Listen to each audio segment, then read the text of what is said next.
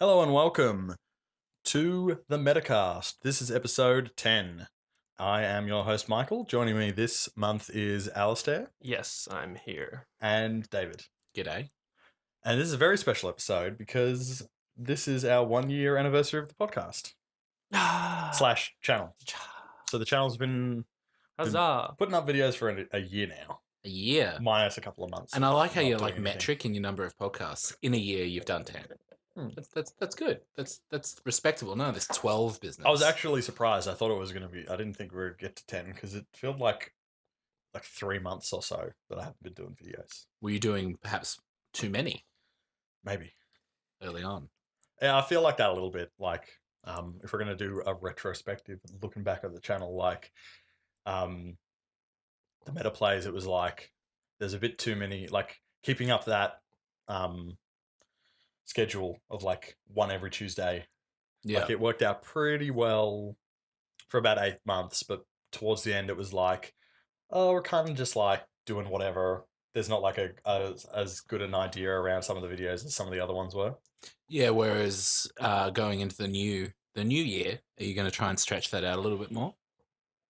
Yeah, I'm not sure how I'm going to do it. I think maybe just it might be a less of a schedule thing and more just of a when there's actually a good idea to do, we'll do it. Social plays. I have always liked the idea of, if it's good, you can do it more than once. Yeah, but then that's what we were doing as well. It was like, oh, Gang Beast, this is good. And we did like 7 Gang Beast videos. No, but more And we with did, the like, meta. 6 Tower Fall things. More like, oh, this is a good meta. Let's do Just meta apply to that. multiple games. Oh yeah, no, I'm totally cool with that. Like, we'll definitely do another like Mario Kart drinking game on like a different Mario Kart than Mario Kart 8 or something. Or a different racing game. Maybe, but other racing games are shit. That's fair. Like, you need to still have a fun game to play. Yeah, true.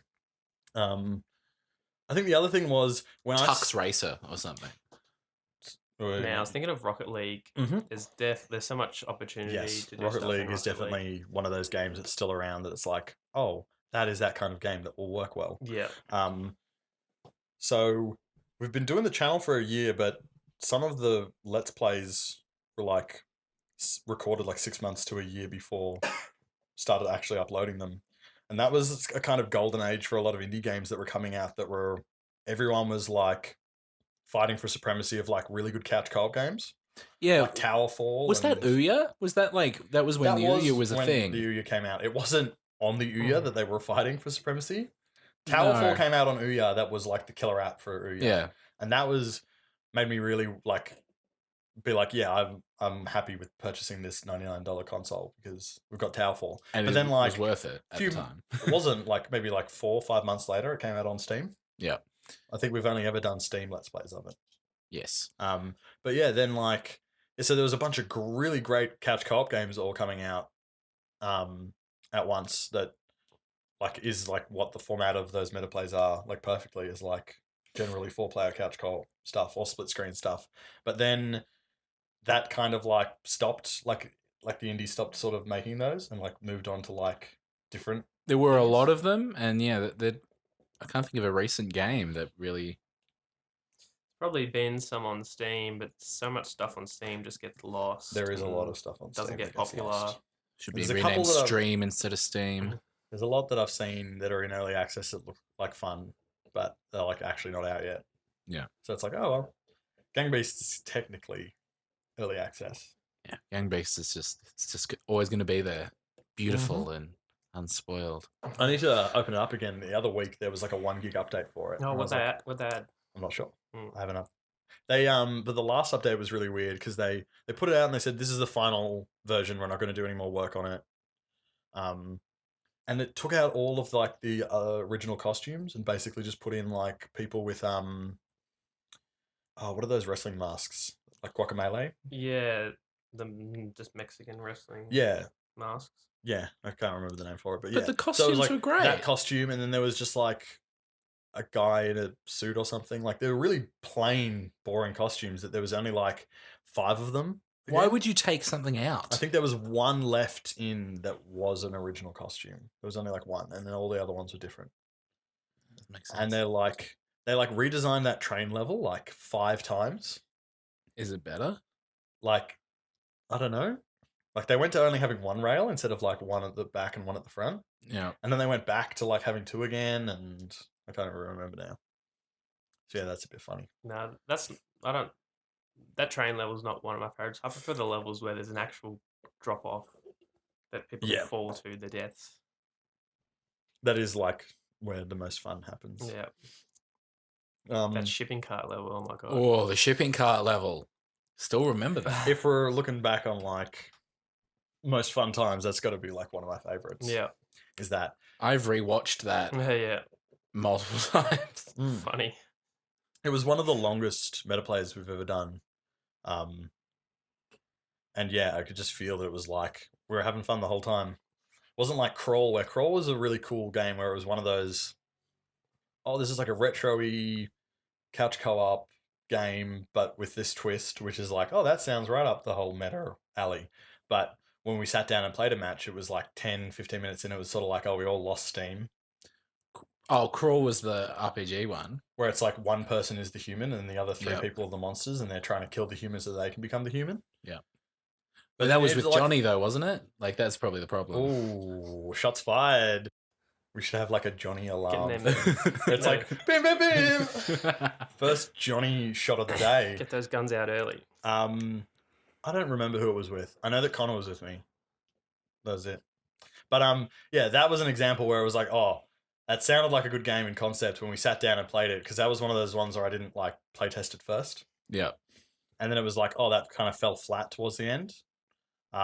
But that shipping container one, it just like, it never stopped being fun. Yeah. And then I was like editing it, and some of the videos I'll like just fly through and edit because I'm just like, okay, so there's nothing really to cut in or out. I just put the intro at the beginning, and then I see who won, and I like add it to the scoreboard, and then like make that into the outro and put the outro on it, and like, you know, sync the dialogue to the video, and that's it. But like that shipping crate one, I like sat there and like watched the whole 20 minutes of it on the timeline because I was enjoying it so much. You didn't cut it up, though. There's no alternative angles. I don't have alternative angles. That's the other thing. There's the couch co-op games that we've been playing.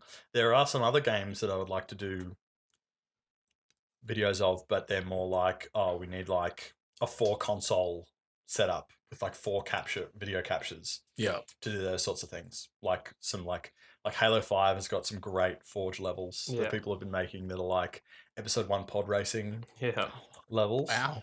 So that's some stuff that in the coming year would be fun to do. VR. Yeah, except that requires like a $2,000 PC. Oh, no, not with Steam.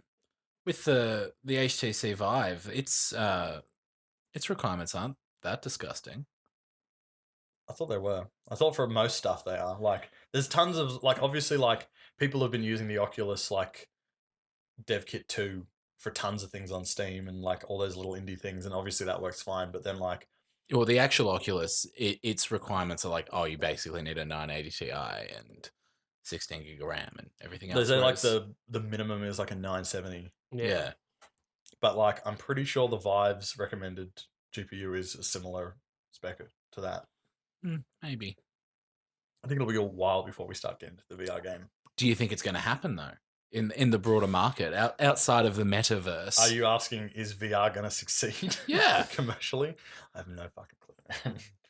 I have no idea. You're not even going to speculate. In Japan, they've opened up like VR arcades, which I think is a good way of people actually going. Definitely and, like, need that. paying for the experience and not having that gigantic barrier of entry. You're not needing to spend like $800 for the headset plus owning a $2,000 computer.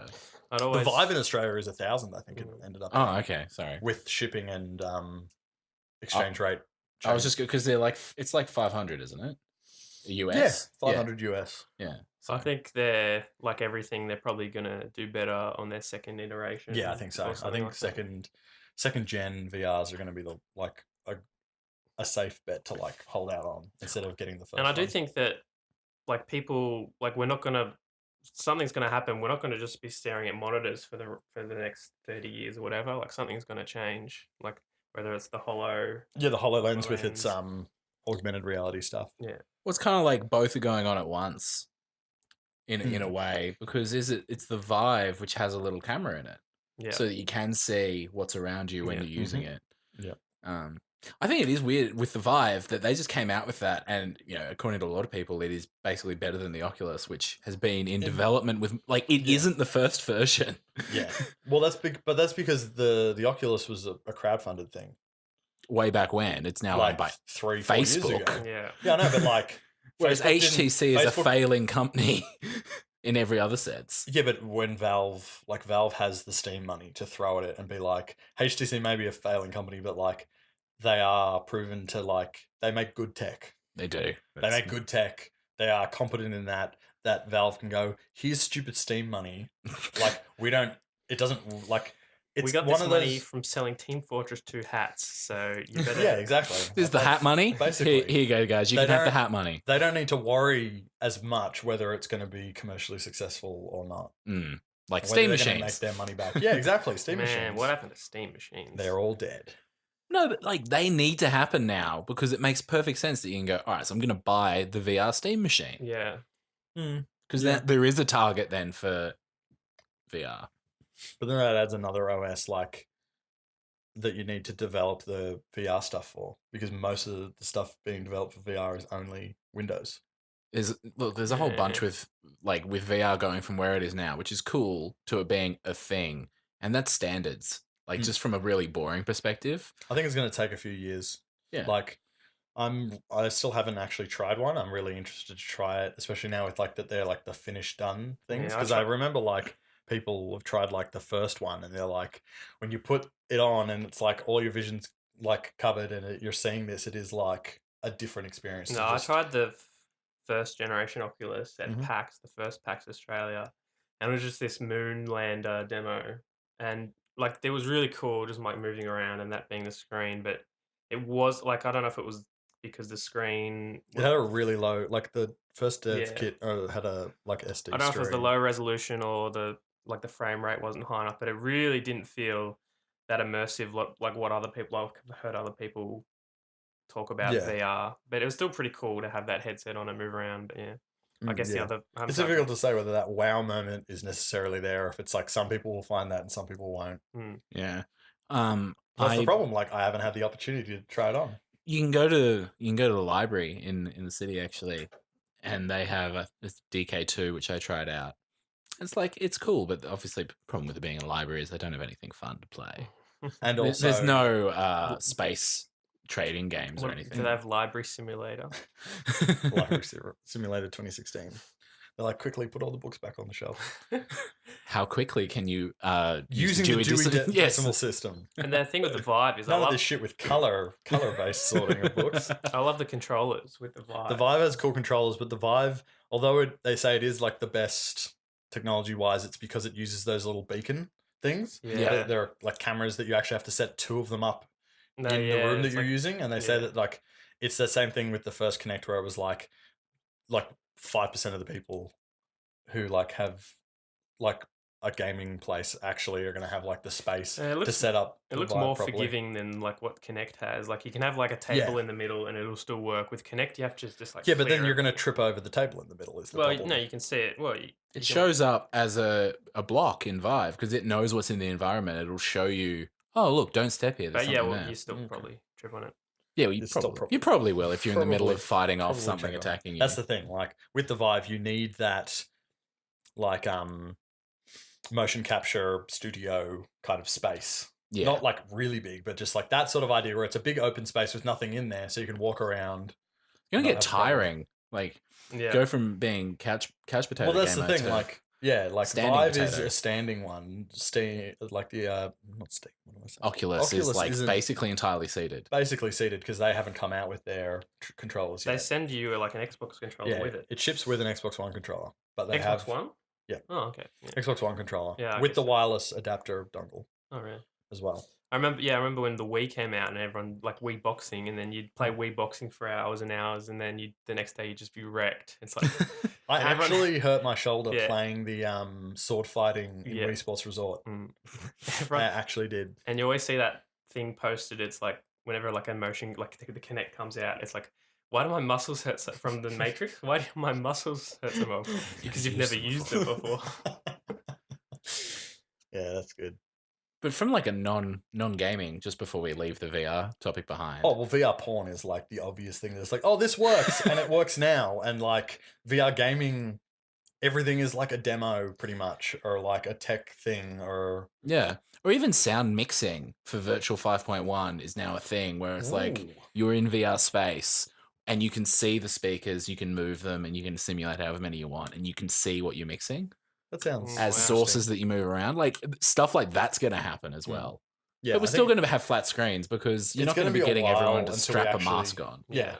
It's going to be a while, before we get like AAA games that are like big 80-hour RPGs on VRs. Yeah. And whether they will or not, or whether like people will with use decide, oh well, those big 10-hour gaming sessions you do in Skyrim aren't designed for a VR, and a VR game is more better to be Yeah, there's played no- something like Crossy there's- Road, and then you get out of it. There's no killer app for VR yet. Like, No. it's all just games that are normal games that you can play in VR, or like demos and little games. Yeah, and I think like when 3D comes out, I think VR is less of a gimmick than just 3D movies. But we're not gonna like every game like 10 years time, every game isn't gonna be a VR game. Like people are still gonna like play games on a computer screen like normal. But there might be games that are VR first experiences, just like there are Yeah, for sure. given that 3D is basically dead, there were 3D first like games and movies.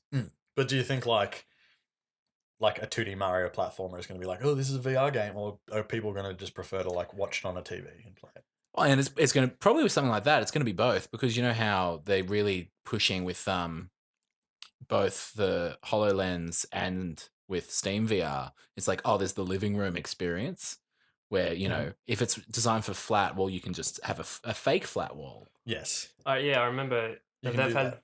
You can do it with. I think they said the PlayStation VR will be able to play all PS4 games in like a virtual cinema. theater, I think. And then Yeah. the Oculus can also stream Xbox One games to PC in a virtual theater mode. And there's the virtual office space people have talked about, where you Yeah. sit at your desk, but you can change the landscape of where your desk is. So you can Oh, be so sitting like out in a Heavy nice, Rain. Yeah, like exactly like Heavy Rain. Exactly like And you that. play that little tank game on Yeah. the desk. Yeah. That's funny.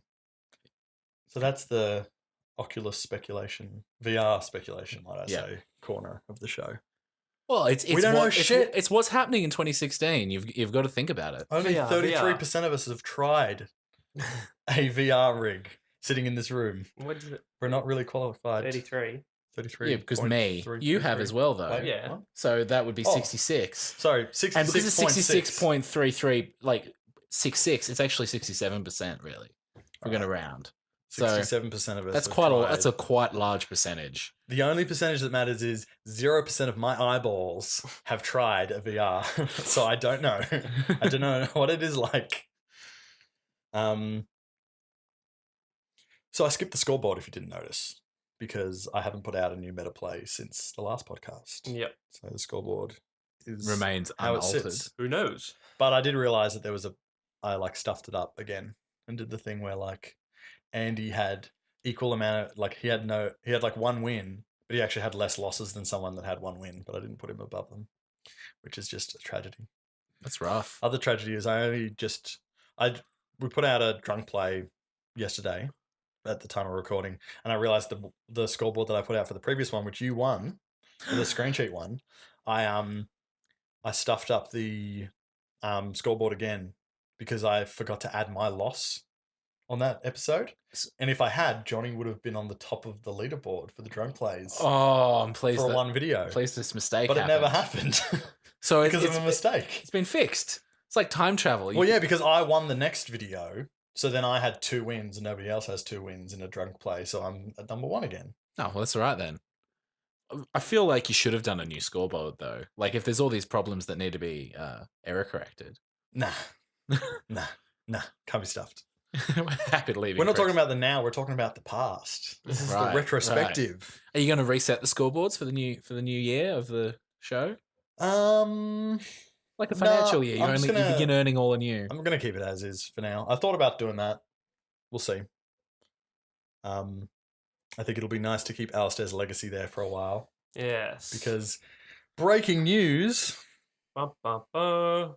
Yeah, I'm heading overseas in June. So he's dead to us. Nah. So slowly, Nah. really slowly, you will drop off the leaderboard. Yeah. Again, because I've never been to the UK, I don't 100% believe that it's actually a real place. Oh, it's real. So you're just going into like the ether. What if Never we coming back. did like a VR visit? Yeah. we could try like doing some Skype stuff, like a little after a And- while when you get set up and things. Yeah, have you heard of the internet? You can play games with each other from the other side of the world. I have heard of the internet. The only problem is that you won't have a problem. Yeah.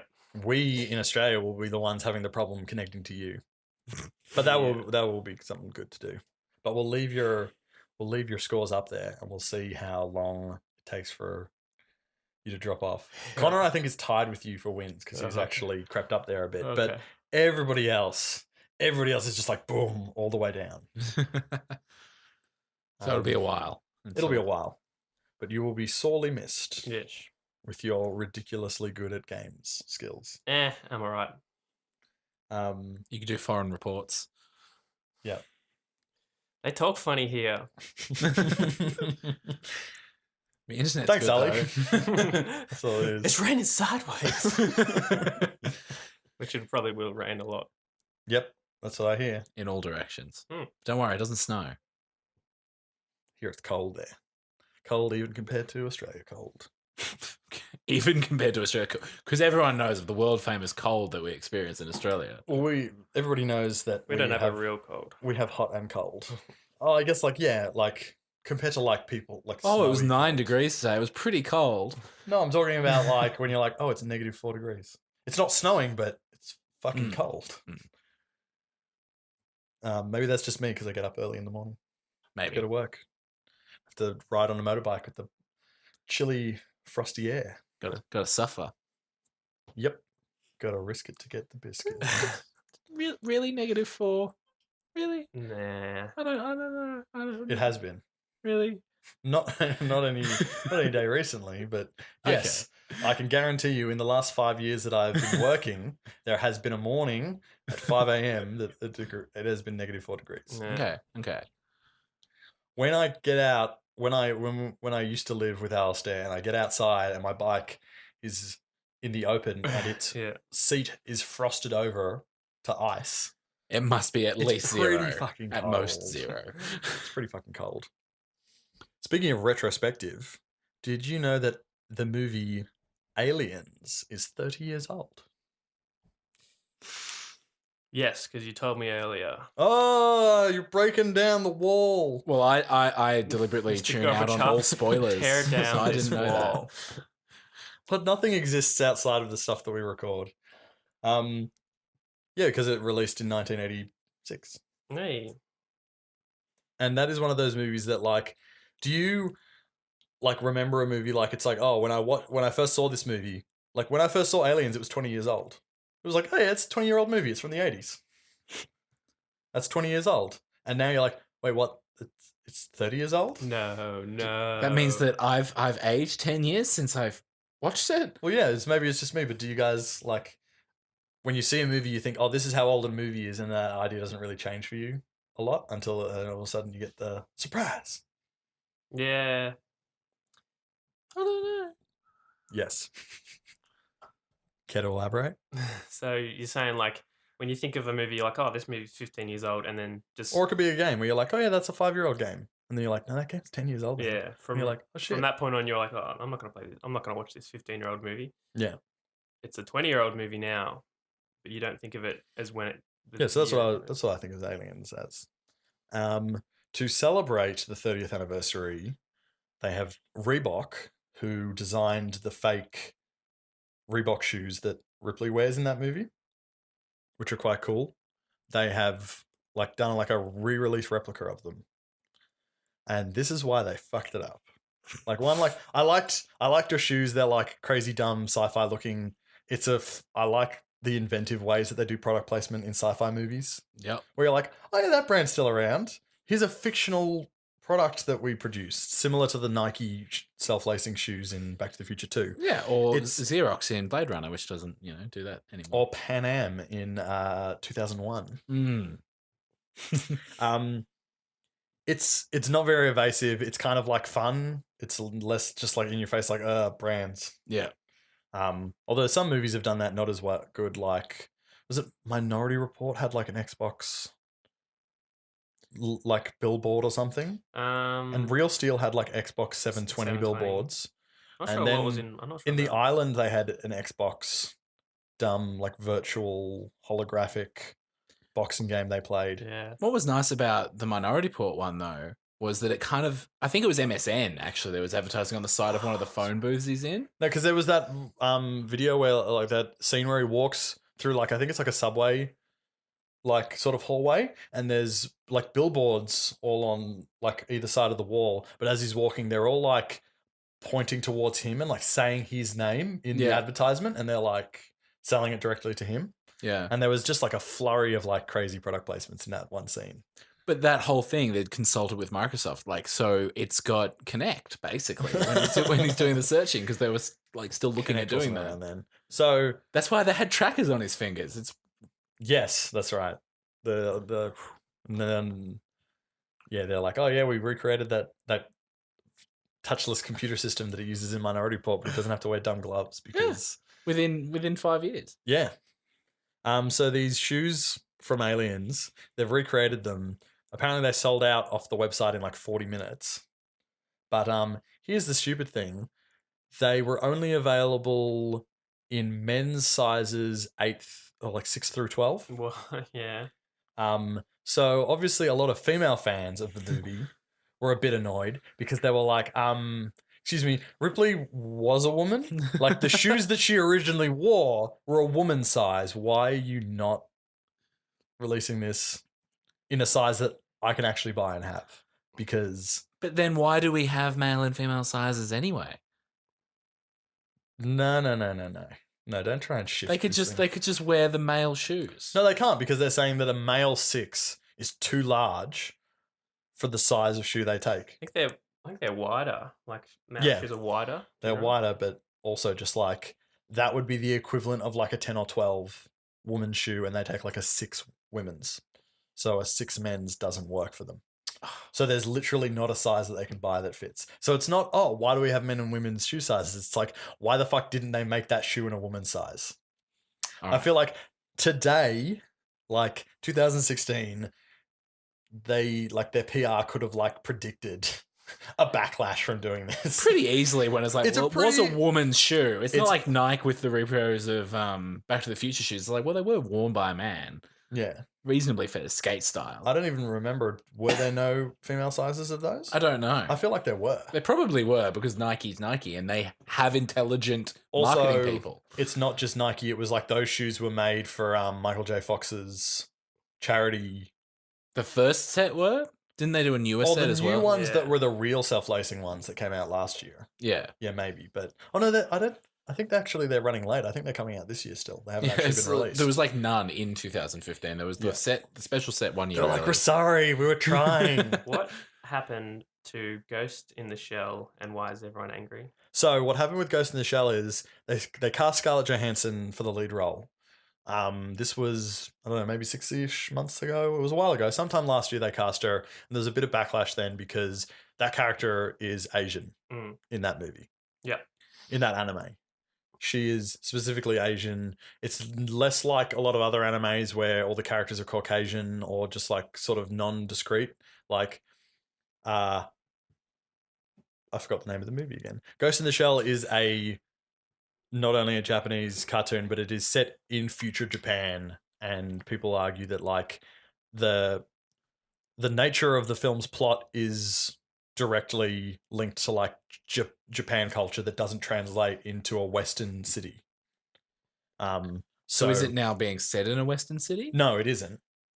So it's still got the whole Asia thing, but it's like, oh, she's not Asian. So they're like classic whitewashing, they're saying. The thing that came out recently that stirred things up was that the studio said because they knew that people didn't like the idea, they hired a visual effects company to do a spec effect, like a prototype, to alter actors' ethnicity Oh god, they're not. to like yeah. So apparently, a visual effect test was done with Scarlett. It's not confirmed that it was Scarlett Johansson, but with a lead cast member of the movie to change their ethnicity to like appear Asian. And apparently, the producers, when the producers saw it, they were like, "Get rid of that. We're not doing that. We're not touching that." Why don't they learn? Like it's happened before, and they just don't learn. That's terrible. I think it's like, I can see why they cast Scarlett Johansson, because it's like, oh, she's a really good actress. They can be like, oh, She's bankable. She's a bankable lead female character that can like not only will like pull the crowds in, but she's got the chops to pull the role off with the good feels. And yeah, if they cast an Asian actress, like there'd be so much less like hype for it, because tons of people that don't follow movies or don't know, like they're like, tons of people would not know what Ghost in the Shell is, but they would see a trailer and be like, oh, Scarlett Johansson movie. I saw Lucy. That was good. I'll go see this. And Yeah. that's literally like what a lot of it is. Whereas you might get like one news thing where like, you know, we've recast all of the roles now, and now they are actually being played by ethnically Japanese people, and you know, so and so is like a big pop star there, and this and this and this, and then it's forgotten, and then no one sees it. So yeah, it's funny. Yeah. Although it's funny because I forget what this bloke was saying. One of these guys, I don't know where he was from. Twitter probably. Just him just saying like, so this is what Ghost in the Shell is about. This is why its core needs to be in an Asian city and not specifically a Japan story and not any other city. I find that really funny because Ghost in the Shell is so Blade Runner. Like it is like a decade after, and it's like that anime is obviously incredibly inspired by Blade Runner. Because there are tons of scenes, and it's that whole thing. Ghost in the Shell is a term which is the ghost in the machine is the actual term, isn't it? Which is Ghost Ex Machina. Deus Ex Machina. Yeah. Which is the whole idea of like, oh, what's the soul of the this is a machine with a thing. And Blade Runner is all like, oh, they're replicants, but they're not really robots, they're actually just clones, which is where it's kind of fucked up. But they have like sex ones when they're just clones and they're not actually robots at all. But it's a similar concept of like, oh no, they're clones, they don't have a soul. And then it's like, oh, do they? They kind of do. Do androids dream of electric shit? And so, yeah, Ghost in the Shell does have a very similar concept to Blade Runner, and a lot of the scenes are really reminiscent of Blade Runner. Like in the second Ghost in the Shell movie, the male detective that she's like partners with, he goes to this guy, and it's like almost exactly like the eye doctor scene from Blade Runner, where he's like in a refrigerated lab doing like experiments and stuff like that, and he's like come to him for informations and stuff. It might not be specifically eyes, but it's like a different face, like a different organ on your face that he's like doing. Organ on your face. A facial organ. But what comes out tomorrow at the movies? I don't remember. What is it? Is it Civil War? Yeah. Civil War. Woo! Yeah.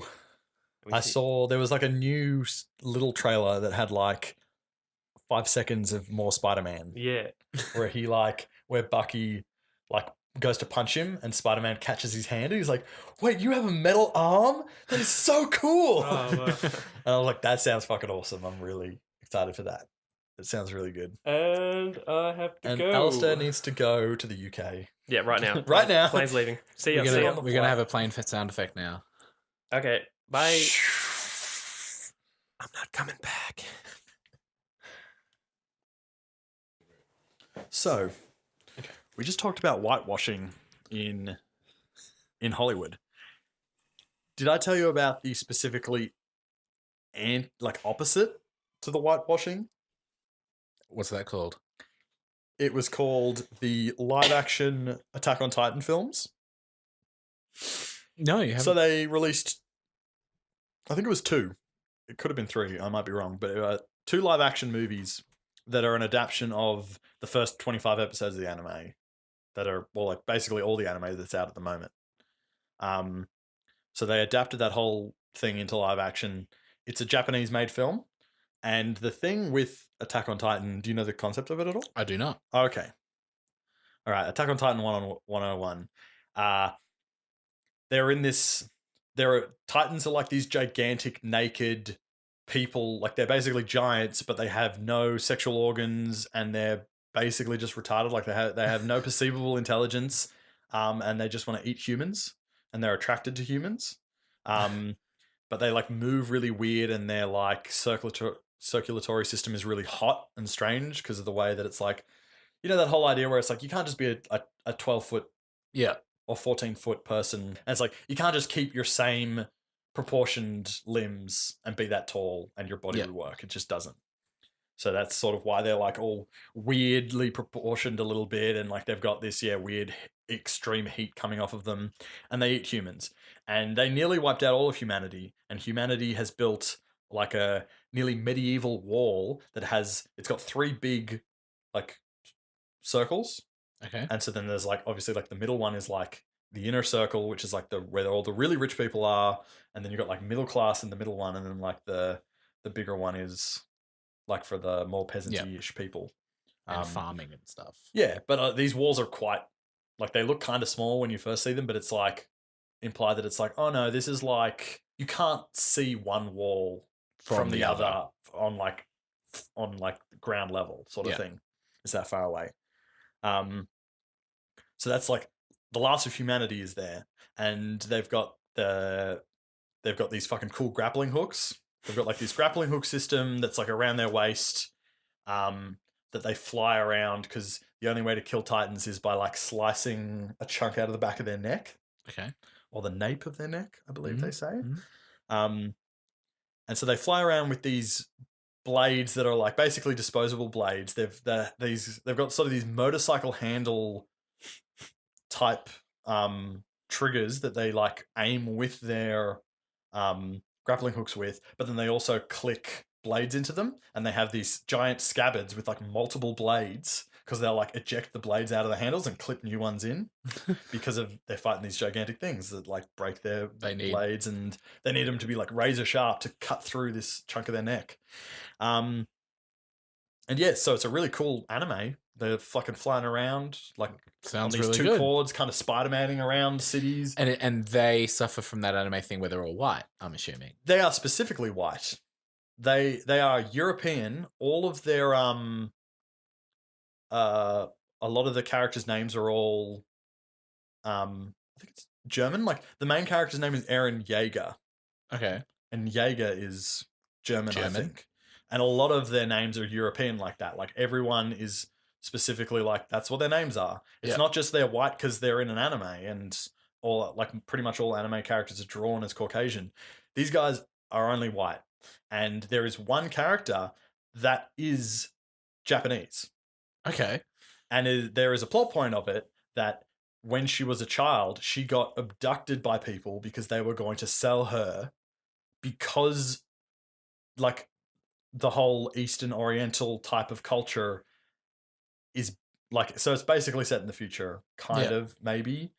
So it's like that culture's pretty much dead, and there's basically no Asian people left in the world, and this family is one of the only ones, so we're going to sell these people because we're fucking terrible criminals.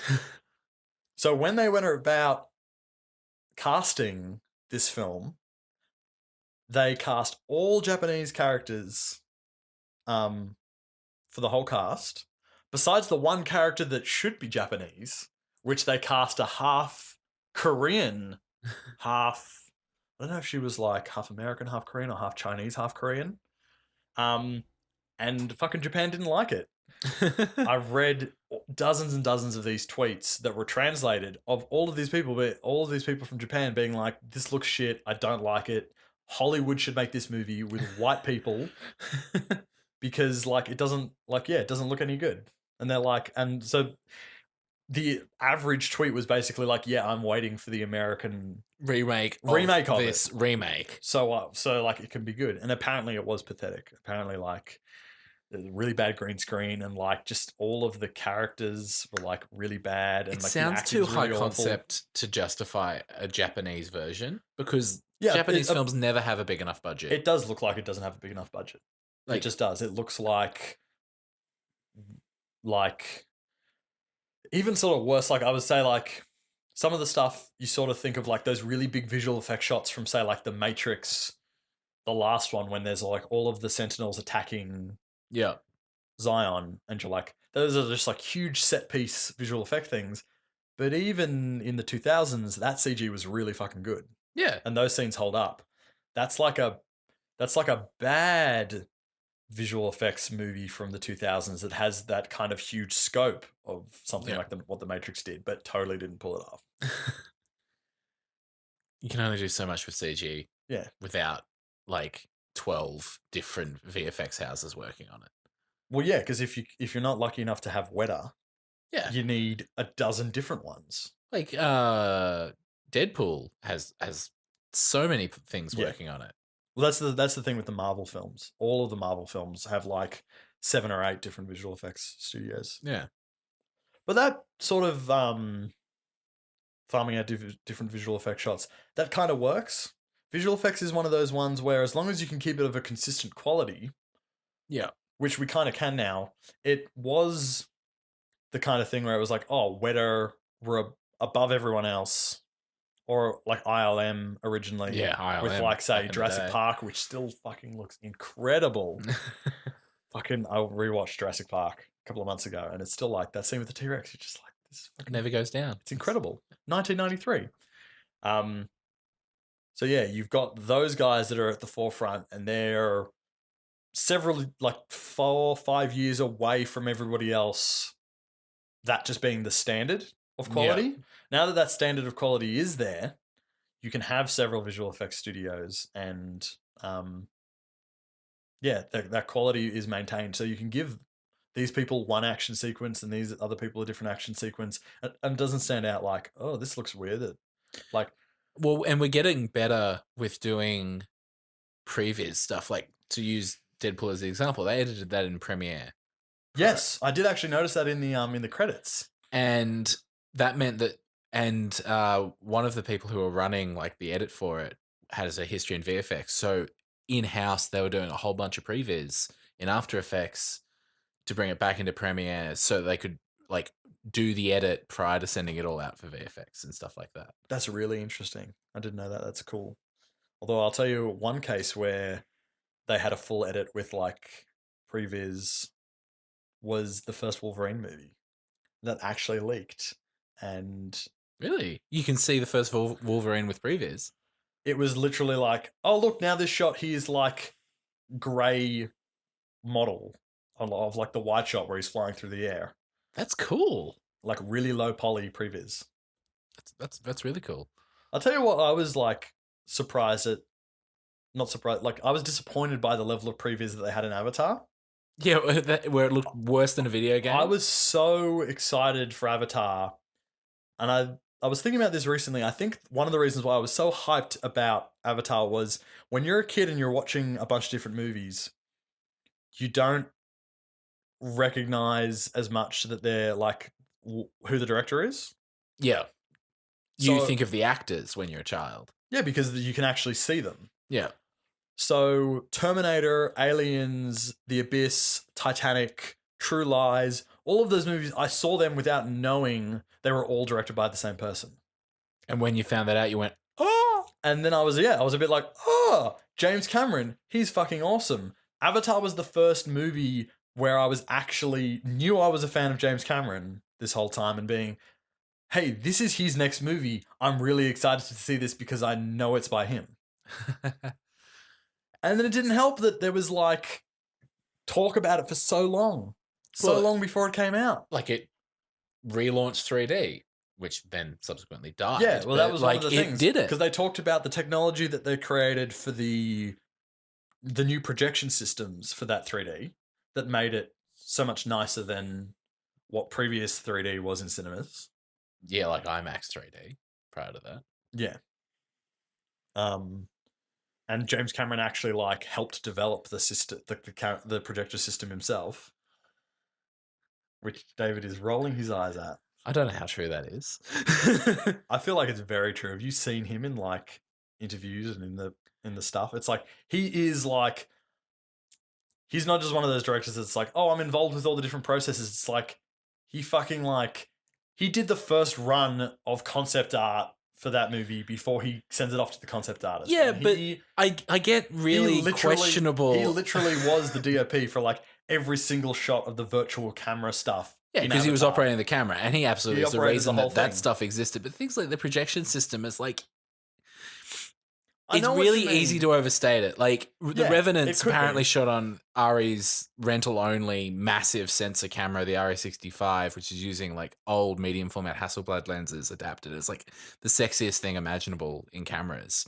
But only 25% of the movie was shot on it, and no one says Yeah. that. They're all just like, "Oh, it was shot like 65 mil, just like Hateful Eight, but digital." And you're like, well, no, it wasn't. Most of it wasn't. That's Yeah. just lying, and it just sounds cool. Mm. Same thing to say, oh, James Cameron worked. It's like, yeah, well, he probably was involved by going in to test it and wear it and be like, you should do this and whatever else, and saying, oh, we need to go for the higher frame rate or whatever, which they didn't for Avatar. It was 24 frames, not 48. I think his involvement was more like, instead of him going in and being like, oh, I'm looking over this is cool. I think he was more of the one being like, what we have right now isn't good enough. We need a better solution. Yeah, for this. I'd accept that. And he was sort of like more of a driving force behind it than just like tick, cool. I came in and looked at it one day, but also not to the point of like, I built it with my hands and sweat. 3D like essentially only became widespread thanks to Avatar. So like that absolutely makes sense. Yeah. And then, what they talked about, one of the other situations was that whole virtual camera stuff of the previs of having real time. I remember like reading like articles on the web of being like, how they were saying that it's like real time, showing the real time visual effects in like close to finished like quality of production that's like better than you've ever seen before.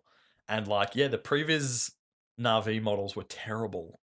They don't look anything like the final. They didn't even look like video games from then. No, because their letdown. Their ribs were all just like a whole bunch of, like their whole, like not ribs, but like their torso was a whole bunch of like slices of a cylinder that weren't really connected. That just had all these gaps, and so that they would like bend their like backs like sideways ish. I'm not very good at explaining this. Concertina on both sides, but it's like. Yeah, but that was really poor. And the funny thing was, Resident Evil 5 had previs that was basically end game graphics for all the character models. It was amazing. Like the people motion capturing it, they had basically just rigged up the finished character models to the mocap artists. Yeah, and which is the way it should be for a video game.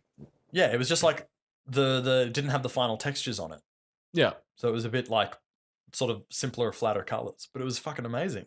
I remember seeing that and them showing they did a virtual camera as well, because they were just like, hey, what if we... same thing. They did the same thing. I don't know.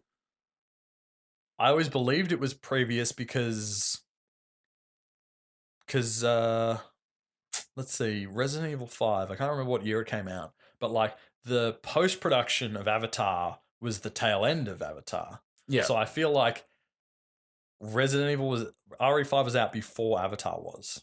Yeah. So they were probably doing the post after RE5 came out. So they had a virtual camera beforehand. Because they were just like, hey, we just stuck some motion tracking points on an LCD screen.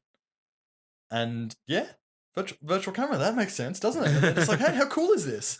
And it's like they've got it's a really good behind the scenes, because they've got like, they're filming it and they show them with the LCD monitor, basically just walk up to the actress that plays Sheva and put the screen in front of her face, and you can see Sheva instead, and it's like looking through a window.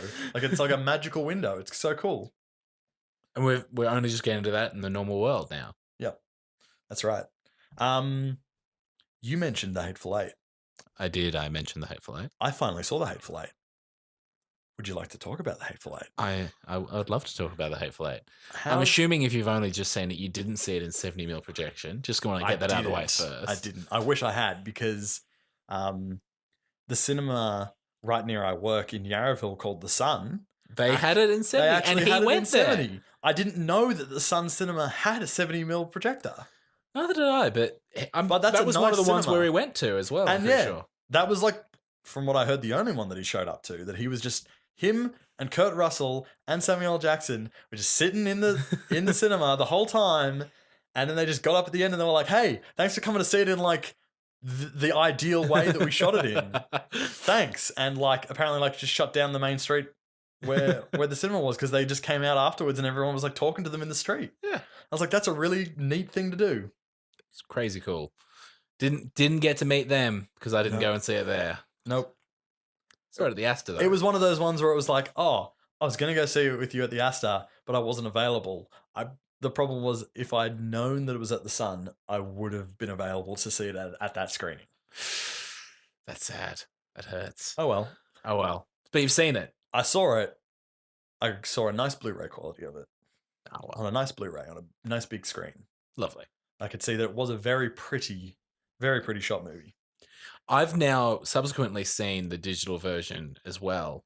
And it is interesting the differences, because it's like, it's Tarantino. So it's that same thing as James Cameron, where it's just attention to every detail. Yeah. And to do the digital release, they had to be simultaneously projecting the photochemically timed version of it beside the digital copy, because once you scan it, it doesn't look the same. It still needs to go through the normal post-production color processing and everything.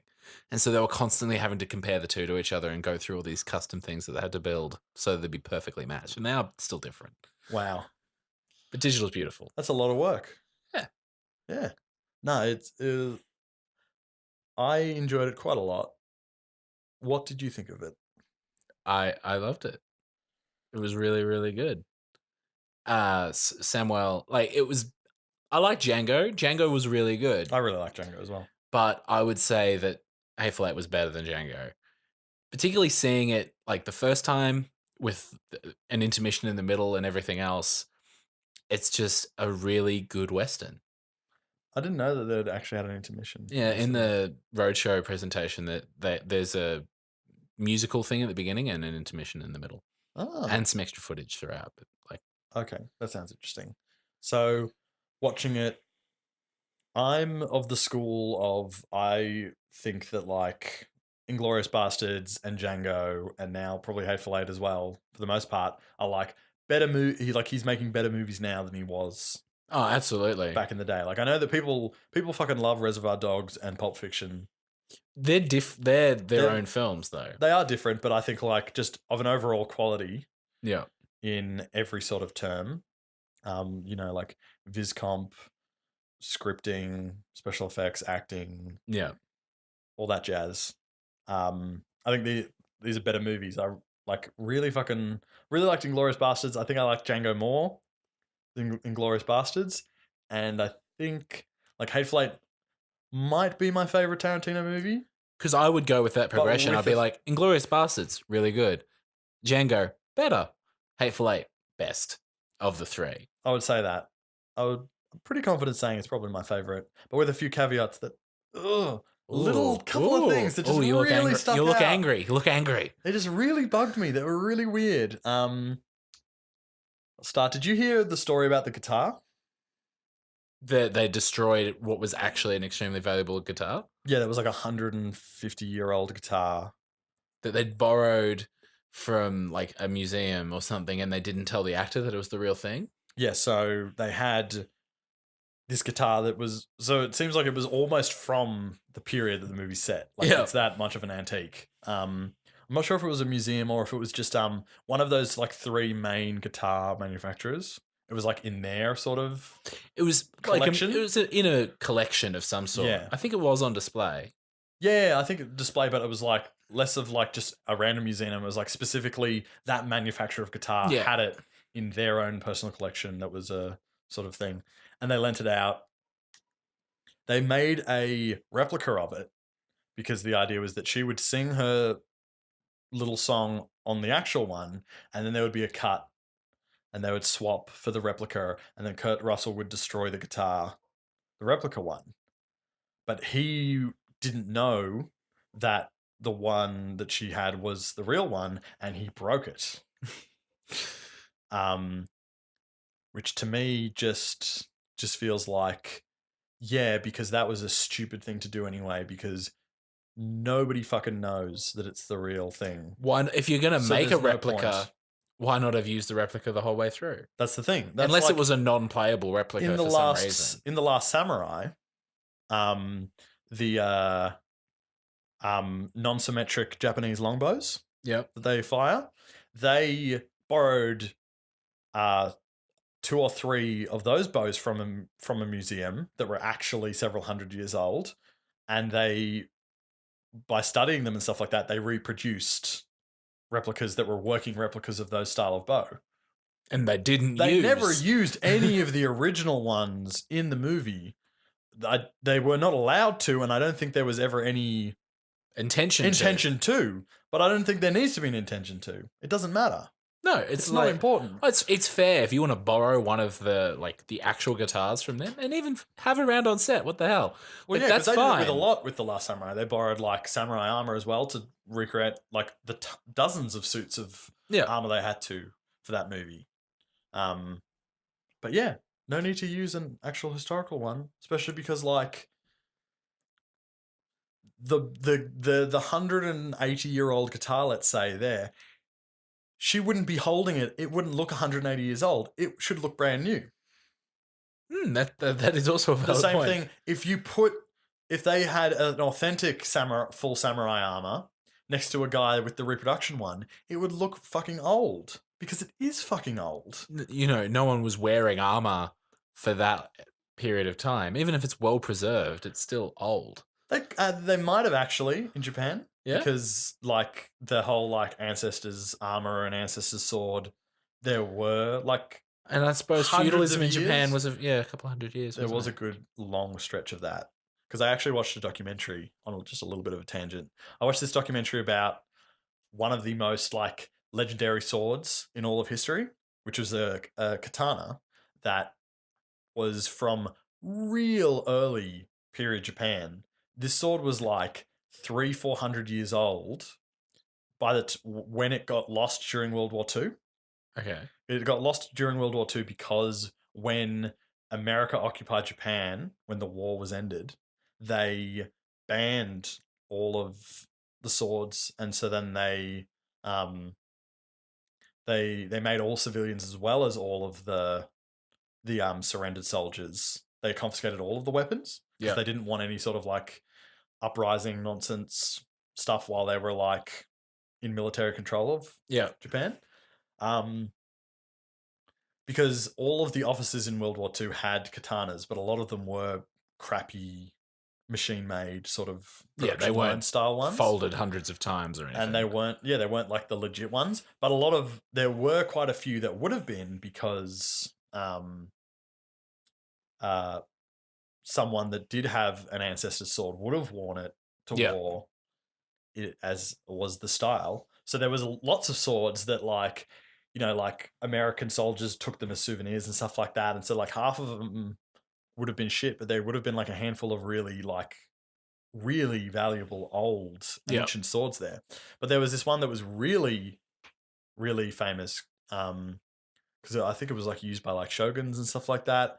And the family that had it at the time was it was just like as a display piece in their house. But they were following the law and they brought it into the local police station and stuff like that. And there was supposed to be some form of like cataloging it all. Yeah. But there was tons of errors and stuff like that because the people that brought it in, like they weren't actually cataloged properly of bringing it in. Yeah. So, and it's also likely that like it was an English person writing it all down. So it was just like barrier of language. Like he could have misspelled everything just because of how he didn't know how stuff sounded and whatnot and all sorts of things. And there was they had this huge campaign to get their swords back that were, because they would, it was basically like, we're arguing for swords that they are an art form as well as a weapon. Yeah. And we want to preserve the art form of them is important to our culture, and we want to be able to have these, as display in our houses as the art form side. Yeah. And so it's like a big petition-y movement to get that happen, and eventually it did. But by the time it did happen, like they couldn't find that sword, and it was gone. So it's just gone. It was just gone. They don't know what happened to it ever. And it is like, yeah, like it is. So it is like the most famous like katana in like Japanese history, and is almost certainly in some very wealthy person's private collection. Yeah, like it's just like they're just like, yeah, we don't know who the fuck like what it is. There was like tons of like, oh, maybe it was this, maybe it was that, this little weird thing of evidence, this thing that I don't know. But really, it's like no one knows. So yeah. Besides whoever has it. So yeah, I do not believe in the method of, oh, we're making a film, let's use something from that period. But so to get back to Hateful Eight, I did know like that was obviously there was an inconsistency there, because during the shot, like he smashes it and she freaks out. Yeah. And you can she screams. When you know and you're looking, you can tell that she's actually breaking character and not just being surprised at the fact that he decided to break the guitar. So there is a very fast cut there. Yeah. Because obviously the rest of the shot isn't usable. And what it cuts to is there's a weird kind of there's just a weird inconsistency in the shot there, what it cuts to. Yeah, because they use the... There's also a weird cut beforehand of like Kurt Russell like standing there like listening to the music, and then it cuts to another shot of him that's just like there's just like a God, I haven't talked movies in a while. I'm forgetting all the names. What's the I don't want to say inconsistency again. What's the when like things are out of place and whatnot, and they have the people. Continuity. Yeah, there's like a continuity error between the two shots, like back to back, and it was really weird. It was like, I think it was to do something with his pipe. Oh, okay. Yeah. It's like he had the pipe in his mouth, and it cuts to him holding it or something like that. Yeah. And it's like he didn't take that out of his mouth. It was a really jarring thing, but I feel like that moment is because they are editing around what happened. They're trying to keep the shot of him breaking the real guitar in, because otherwise it's like, what's even the we have to use it now. So he broke the guitar, but we didn't keep that shot in the film because it wasn't that great. She broke character, so we reshot it with the other guitar. Yeah. Wasted guitar. So there was a lot of I don't think the guitar was worth that much in movie terms. It was like a $30,000 guitar or something like that. But in guitar historian terms, it was like, what the fuck have you done? Yeah. It's like, oh, it's not about the money. It's about the fact that they destroyed the guitar. Yes. They're like, yeah, no, we don't want the $30,000. We want the guitar back. I think they're probably now displaying the replica or something. And with a little note saying this was originally supposed to be this, but hey, whatever. That just reminded me of that Tintin comic. Do you remember that one where it's like, is it from the Incas, that like statue? And it gets stolen and it gets put back, but like there's the non-broken ear on it. And it's like, but that's a replica because the actual one has a broken ear. Yeah. So yeah, I loved the script of Hateful Eight. It's very much a stage, like it's a theater script. Well, he wrote it. He didn't write it to be made. Yeah. Which I love. It's like, oh no, I wrote this to be read by my friends in a private thing, and people loved it so much I made it into a film. No, but wasn't the original thing, he was going to make it into a movie, the script leaked and he got pissed off, said he wasn't ever going to make it, and then he rewrote it. Oh, maybe it was that.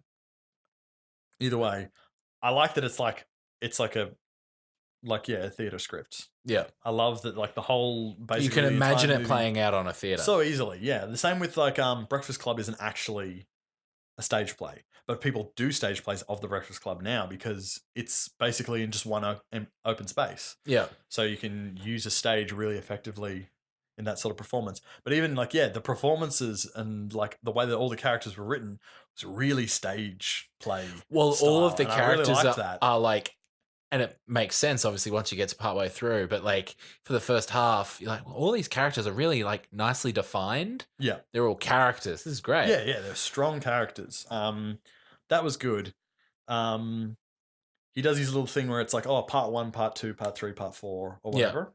So that's fine. I felt that worked. One of the sometimes that's a bit forced. One of the parts I felt was like an hour long, which was like 2 to 3 times longer than all the other parts.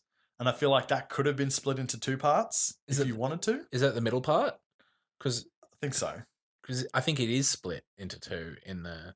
Maybe that's where the intermission was. Maybe? Intermission would have been, and so then it would have been split into 2. I'm trying to remember where that happens, but I can't. Yeah, it's been a while. It's difficult. I've watched it recently, but I can't remember what the parts were called or when there's which number like is which part. 6 or 5 or 6. Yeah, there's a few of them. One of the things that bugged me was in part 3 or so, the narrator starts, and you're like, why is there a narrator? There hasn't been a narrator this whole movie. But I think that was the idea. Yeah, but that's the idea. Like, I can understand that's the idea, but I don't like just being like, oh, let's just put a narrator in for this 20 minutes of this 3.5-hour movie.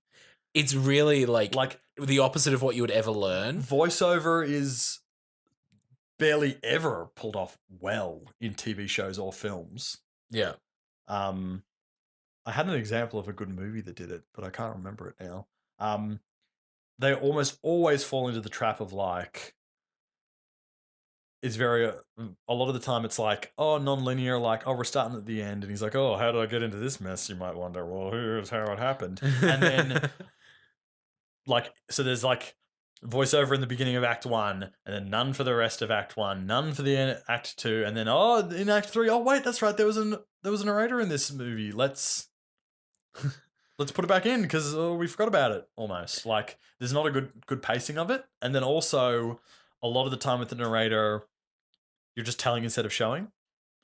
And very rarely does the movie do it well where it's like, oh, we're getting insight into that character the way that they're narrating the scene that we can't get from dialogue or just from an action that they're doing in the environment. But that's when it becomes a stylistic choice. It's like, well, all things being equal, most things that are in a narration, when it's a voiceover by a character anyway. Yes.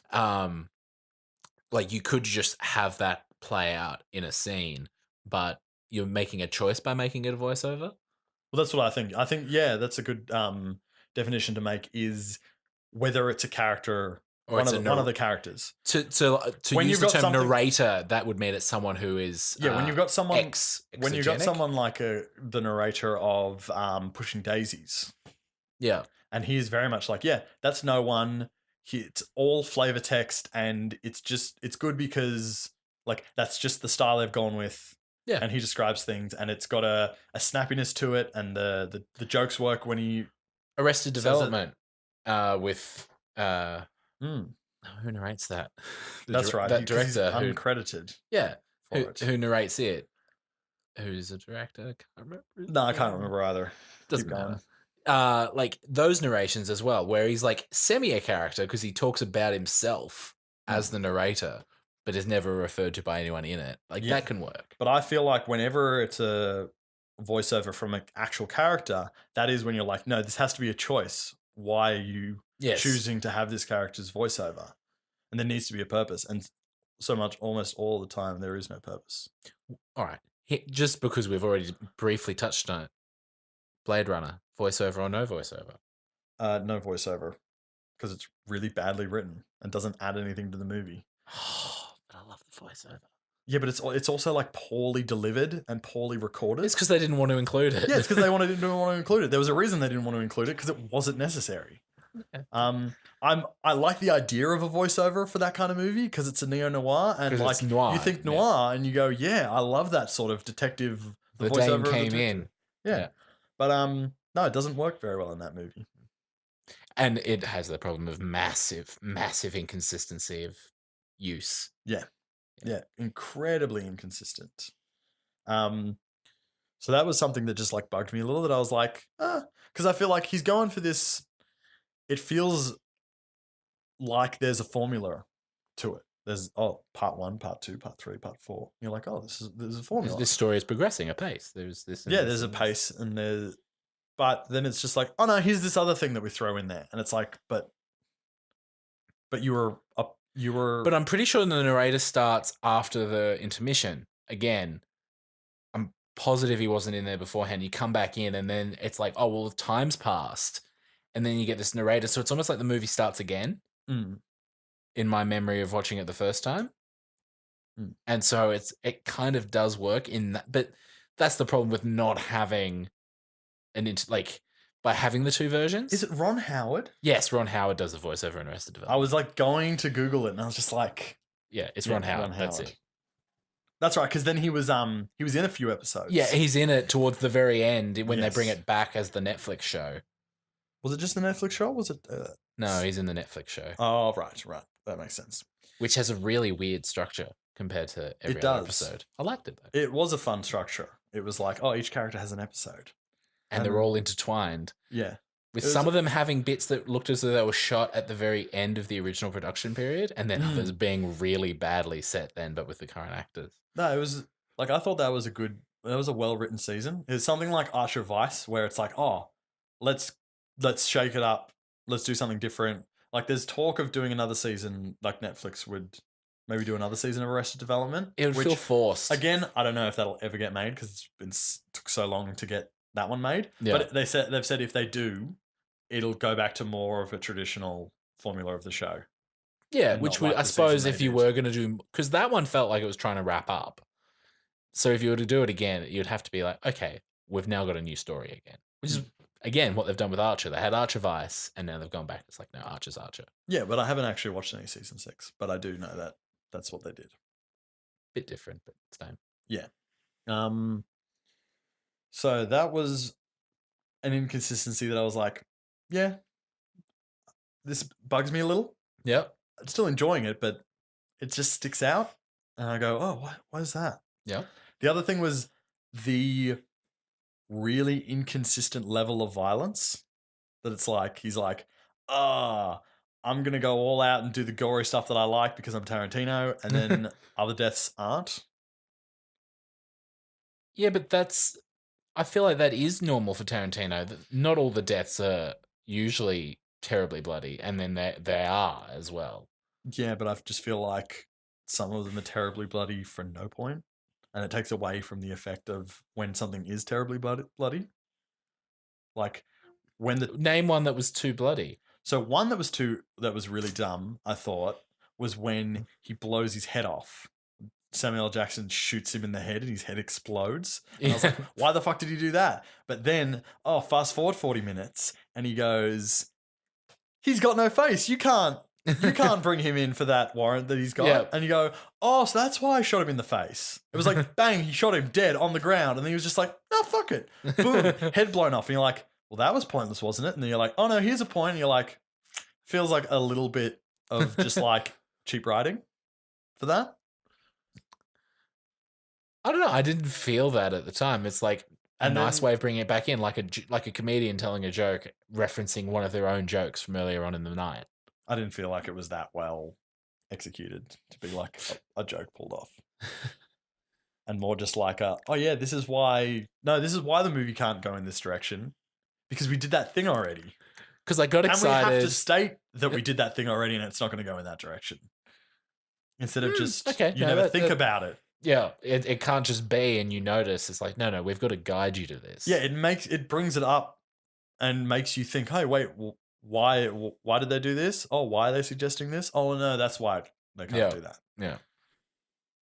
And then there was like the Channing Tatum like shot, blew his head open and like his head got blown up all over into her face and it was like in her mouth and she's spitting it out. And it's like,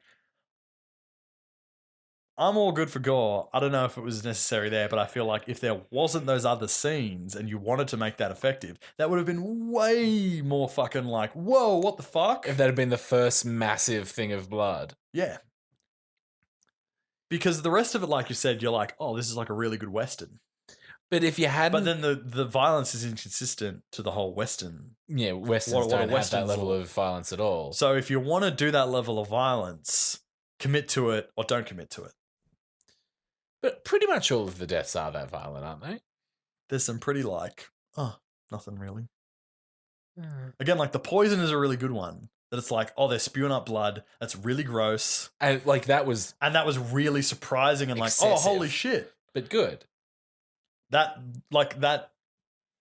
made the climax what it felt like it should be instead of it falling flat. Yeah. But then there's other ones that it's like, wow, that was excessive violence, but it fell flat anyway because the excessive violence didn't really feel like it was there. There was a problem other than lack of so violence. it didn't achieve anything. Yeah. But yeah. Yeah, the poison was like movie death done well. Because it's like, well, you're not going to be coughing up that much blood seconds after drinking a poison drink. Yeah, because you think, what poison is that you can just... But it gives it this weird visual comedy that is really funny. Yeah. Like, dark, that was really good. good. But yeah, still a very good movie. Real good. To compare and contrast with The Revenant? I haven't watched The Revenant. Sorry. Come on, everyone watches both so that they can compare the two because they're like both westerns. Yeah, I know, but it's like they're both totally not traditional westerns, either of them, though, are they? No, not at all. Like I haven't watched The Revenant, but I know just from the trailer it's not a traditional western. Tell you what, a traditional western is that's coming out: Magnificent Seven. They're doing a remake. I didn't know that. With Denzel Washington and Chris Pratt and a bunch of other people. Oh, it looks pretty cool. Which is Chris Pratt, I'm sold. It's weird that they're like, let's remake this. And it's like, why don't you just do the thing that everyone's been doing to the whole Seven Samurai story and just like revamping it into a different setting? Another new story. Because I'm really like, I think it was Zack Snyder that said he wanted to do it. I'm not necessarily sold on Zack Snyder doing it, but someone doing a Jedi-focused Seven Samurai. Oh, that would be good. Because I would love... That probably exists in one of the alternative properties, like comics or something. Probably. That's probably where they get the idea from. But that idea is something that I would really like because it was episode 3, one of its massive flaws was there was too many Jedis, too many lightsaber fights. Yeah. It was just awful. It's one of those things where it's like, I want to see more lightsabers and more Jedi than there are in like the original trilogy or in episode 7. But I know that like when you do that, it falls apart really easily. Yeah. Seven Samurai is a situation where it's like, we're horribly outnumbered. And it's just like, this whatever random situation. It doesn't need to be tied back to the bigger picture in particular. It can just be like, Empire's bad. We're trying to protect this planet from this invasion or whatever. Which doesn't even need to be the Empire. It doesn't necessarily need to be the Empire, but killing stormtroopers is the most satisfying like thing. Like use of a lightsaber ever. Yeah. And so then that is a plot premise where you go, okay, now we can have. So what's the film about then? Well, we focus around these characters and we get to learn who they are and how they're different from one another and what makes them special and what makes them awesome. Yeah. That they're being all like, let's self-sacrifice to like fight off this massively hard to be victorious against. This impossible. With what they're doing with the Star Wars universe, that could totally happen. It's just being used as a universe. Yeah, because they're doing it like they're annualizing it. Yeah. So you need to start like obviously they're doing first one's Rogue One. You saw the trailer? Yeah. You sold? Pumped for some Rogue One. I'm pumped for that as well. That looks really cool. Did you see how not pumped all of the men are on the internet about it? Yeah, but men are terrible people. It's not really surprising, but it's also like, wow, really? They're like, oh man, more of this feminist agenda. 2 Star Wars. Why does every Star Wars movie have to have a lead female character now? It's like, there's been 7 Star Wars movies and only one of them is focused around a woman. Yeah, but it also had a black dude in it. Yeah, it's just like, this is all this PC feminist. They're just like, it sucks that they're just like, they're just like making it to like satisfy all these people and just this. And it's like, get over it. You're a fucking bigot. Too bad. They should be making these movies to play to this audience of like female Star Wars fans because there is a huge female Star Wars fan base and they have been neglected for the last fucking 40 years. Well, and it's one of those things where it's like women done well in film Doesn't matter what the genre is. They're very rarely done well. It's just good to do well with them. It's good to do any character well. Yeah. And like, as long as the lead characters are good, regardless of what their gender or race is, I'm going to enjoy it. Yeah. It really doesn't matter. That's the whole point of stories. So yeah, I'm like, that looks really cool. So it's the prequel we deserve, because it's a New Hope prequel about stealing the plans of the Death Star. Probably. I was going to say, I don't want to sound like an idiot, but I didn't realize that was the setting. You saw them building the Death Star with the dish coming in? Yeah, but I didn't realize it was set prior to New Hope. The Endor base from New Hope that they go out of. Oh. The end. And Mon Okay. Mothma? Yeah. I don't know. I'm obviously an idiot. That's all right. None of that clicked into place as being like, oh, that's I didn't know that previously. I knew it was a prequel, but I didn't know it was then. Yeah, that's what it is. Okay. Awesome. So yeah, really cool, because you got classic stormtroopers instead of like First Order stormtroopers, which is fine, but First Order stormtroopers are fucking like, I think that stormtrooper design is like superior completely. Yeah, which makes sense. But that's okay. It's like the fact that they're doing it is awesome. Now they just need to do Knights of the Old Republic. So, well, that's the thing. Old Republic, that's a while away. We'll see what happens with that. So, first, like, spin-off Star Wars movie. Oh, stealing the Death Star plans. Yep, that's a big tangible. Okay, that's where that sits. The next one in between 8 and 9 is young Han Solo. And you're like, okay. Ooh. And then there's like rumors of a Boba Fett movie, like, because everybody wants that, which I'm kind of like, who knows? Because they'll give him the stupid accent, unless they're going to go back and redub 1, 2, and 3 again, and 4, 5, and 6. Boba. Give him an English accent and walk away. Dad, look.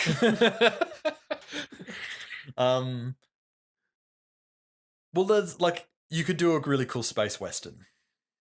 Because, like, Star Wars is space fantasy, but Boba Fett is, like, the gunslinger. Yeah. So... As is Han Solo, though. So one can imagine his coming-of-age story could be quite westerny. It could be. Even Indiana Jones, if you really want to go there. And then, so, the spin-offs are...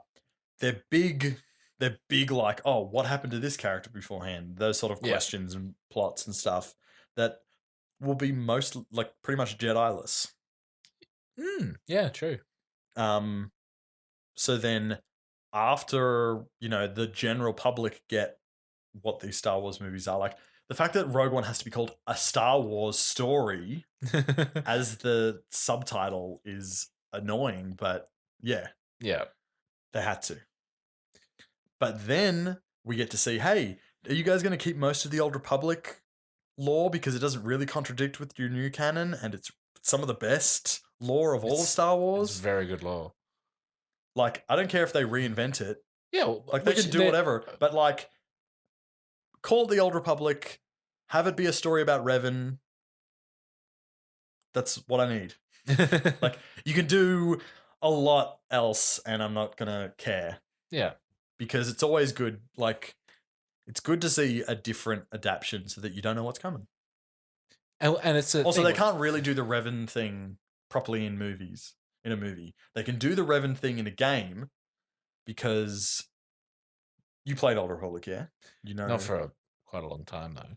The whole, like, it out Star Wars because it was all like, oh, what, Darth Vader's Luke's father? And it's like, you are Darth Revan. Yeah. And you didn't know. You can't really do that in a movie. It doesn't work. No, true. Like, I was just reading something up about Game of Thrones, so, like, spoilers about that, even though we've been spoilering everything else previously. What's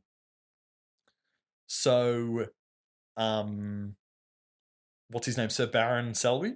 Yeah. Or whatever? Sir Barristan. Barristan Selby. That's right. Sorry. It's been a year without Game of Thrones. I'm getting back into the names. It's all right. The names are so annoying. when he originally shows up to rock up with Daenerys and fight for her, he doesn't announce himself as that. This character just shows up, joins her forces, and he's like Greybeard something, blah, blah, blah, spooky name. And because it's a book, we don't know it's the same person, because we've had the chapters from Ned's point of view with him, and he's gotten kicked out. And then we've had the chapters from Daenerys' point of view, who she's never met him, so she meets him for the first time, and she doesn't go, "Hey, you're that guy," because she doesn't know who he is. But And because, he's just got what he says he is. Oh. and so you just don't know that it's the same person Yeah. because the book doesn't say so. And then you get to find out later, and then it's like, what? And I can just imagine, like, yeah, that's a really cool moment to have when you're reading a book. Is go, what? That character is this character? Because you've been thinking they're their own person. Apparently, the same thing happens with Reek. Like Reek shows up, and you don't know that he's basically Gollum, but you don't know that he's Theon. I feel so disappointed that I've been watching the show and not reading the books now. That's a really cool thing, but you can't do that in the show because if they did it in the show, you just be like, but that's the same actor. Yeah, there is no. You could know that the character doesn't know who that is, but I know who it is because I've seen him in both. Yeah, there's no way. Pretty sure there's no way. I'm thinking about it now, but I don't think there's any way you could hide who someone is. That is that's a thematical sort of element or usage that you can't do in the film medium that you can pull off in a book medium. Yeah. The same as the only way you can do it is if you talk about a character off screen a whole bunch. You can do that. You can just be like, oh, Sir Black Knight, badass. But because of he did the blah blah blah and he did the blah blah blah, and they just keep going, oh, Sir Badass of blah blah blah, and then you go, oh, he's finally here. Walks in the door. Oh shit, he's actually the White Knight, not the Black Knight. But that doesn't have the full effect of actually being around that character. Well, it seems like it's going to be some sort of gimmick. It's like a comedy thing where there's characters who you never see. Was that thing where they say the mystery box? Yeah. If you put the mystery box there, then everyone's going, oh, what's in the box? But if you don't show the box, there's no wondering what it is. And then when the box opens up, you're like, oh shit. Yeah. I saw that in a YouTube video recently where there's some video where it's like, well, this is why J.J. Abrams doesn't understand Star Wars. And I was like, no, he did a fucking fine job of Star Wars. He did a great job of Star Wars. I don't understand people who hate on it. The whole point of being like, oh, who's raised parents? Who's raised parents? And it's like, yeah, we know that wasn't happening with Luke the whole time. Yeah. But that doesn't matter. That doesn't, it doesn't need to be the same. No. Like, people would expect it with Rey anyway because we had it with Luke. Yeah. But that's the whole point with Luke. It's like, there wasn't no mystery box. There was no, oh, who's his dad? Who's his dad? We were told, like, he was a Jedi. Vader killed him. So then when Vader turns around, we haven't been asking the question, who's Luke's father? When he turns around and says, hey, I'm your father, you go, what the fuck? But that's the thing with, like, good twists. A lot of good twists are like that. A lot of bad twists that we see in movies nowadays, you're waiting for a twist to happen. Because something hasn't been answered and you need an answer to it. Whereas it's like, because it's been asking the question the whole time. I like that. That is that's like inspirational poster quote stuff. the best twist is to an answer you already know. Totally. I love it. And that's always fun because a lot of the time mysteries, they're not always like when you find out what the cause is, it's not very satisfying. Yeah, look at Doctor Who. I don't know. I haven't watched any of this season. This is the most current season. I haven't watched all of the most current season, actually. But I only watched the first episode. Looking back further than that, though, just at Moffat stuff in general, it's like, oh, we're building towards something awesome, something awesome, something awesome. I'm not going to do that Russell T Davies thing where you never see it, so don't worry, you'll see it. Here you go. Here it is. Oh, that was good. That was pretty good. I don't think it deserved the build-up, but thank you. Yeah, I know what you mean. I enjoyed it when it was airing, but at the same time, like, I find almost all the older seasons of Doctor Who hard to go back and revisit. I don't know. There's like classic episodes. There are classic episodes, but when I introduced Shay to Doctor Who, and we were in Matt Smith era, and we went back to Eccleston, I was like, this is hard to watch like all of it. Eccleston didn't have very many great episodes, and I think he also suffered. But then even from like bad TV. Yeah. It's like it was before Doctor Who decided to try and be cinematic TV, and it was just like another show. It was like the production quality does look like a pretty cheap BBC show. Like but that shows in even like writing and stuff like that. We just but then even in Tennant era, I'm kind of like, I don't like this. I'm past this. Yeah. I don't feel as good going back and watching this again. I think single episodes, that's great. Yeah. Like you watch Blink. You watch Blink Just cold. every day, and it's still good. Or Silence in the Library. And yeah, those episodes are good, but just like marathoning a season, I get really tired. Yeah. But some shows are different than others like that. Like Game of Thrones is one show where I like the retrospective of looking back and going, oh my God, it's changed so much. And when I did marathon through season 1 through 4, when 5 was about to air last year, season 1, I enjoyed it so much because all the shit that happens, knowing that all that shit happens, and then like going back and watching Ned Stark and seeing how it's like, oh yeah, he's the only person that like actually like acts with honor in like the whole Game of Thrones universe, basically. You're like, holy shit, I miss him so much that I did not realize that I miss him that much. I like with Game of Thrones that as it goes on, there is just more and more built up in your head about like the world that is. Yeah, like it does that in a way that only like I can think of animes do that. Yeah, true. Anime When I does think that. of any other story, I can only think of those really epic, long stories like Naruto or Battle Angel that I'm like, yes. Battle Angel, yes, that has that. Well, there's just so many layers. There's so much. It just keeps going and changing. And you're just like, oh, all of this that came before. You can be in one place and then flick back. What? This used to be Mad Max, but now it's Blade Runner, and now it's Star Wars, and now it's The Matrix, and now it's like post-apocalyptic vampire stuff, But Mad it's Max. the same thing. This is like my life. This is insane. It's awesome. So Game of Thrones is one of those seasons where it's like I like going back and rewatching it and like kind of like feeling nostalgic for that time. Where I haven't seen season 2 of Better Call Saul, but watching the first season, at first I was like, I don't know about this. Then I got super invested in. I liked Better Call Saul season 1 more than I did like the first 2 seasons of Breaking Bad. Well, I haven't like gone back and rewatched Breaking Bad to confidently say how to rate them, but that's what I was getting at. I was getting at when I watched a couple of episodes of Better Call Saul, I was like, I didn't think I would be that interested, but I am now. I'm invested. I don't care about any of the 5 seasons of Breaking Bad anymore. I am in the Better Call Saul show, and that is what I want to know about. I don't care if they want to. I'm not really interested in being like, oh, let's have a cameo of a prequel character show up. And it's like, no, I don't care. Like they have actually given us a good enough prequel story that is like, we know how we know that he's gonna get to B. Yeah, and we've seen him at A now, but how the fuck is that a transition? Yeah, a lot has to happen between. Yeah, you're A like, and wow, B. there's a lot here to like know, and I want to know it now. So tell me it. I don't want to be like, oh, look, here's Jesse Pinkman as a cokehead, and he's making meth, but it's not as good because it's before Bryan Cranston showed up. You're like, okay, cool. He's putting chili flakes in his meth. It's like, yeah, I remember that. It was in the thing that I already watched. I want to watch this new thing. It's new to me.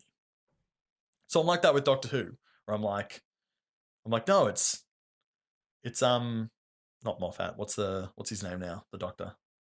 Don't ask me that. I can't remember. Capaldi. Yeah, Peter Capaldi. Capaldi. I'm like, it's Capaldi now. Like, I don't want to know about Tennant. I want to know about Capaldi.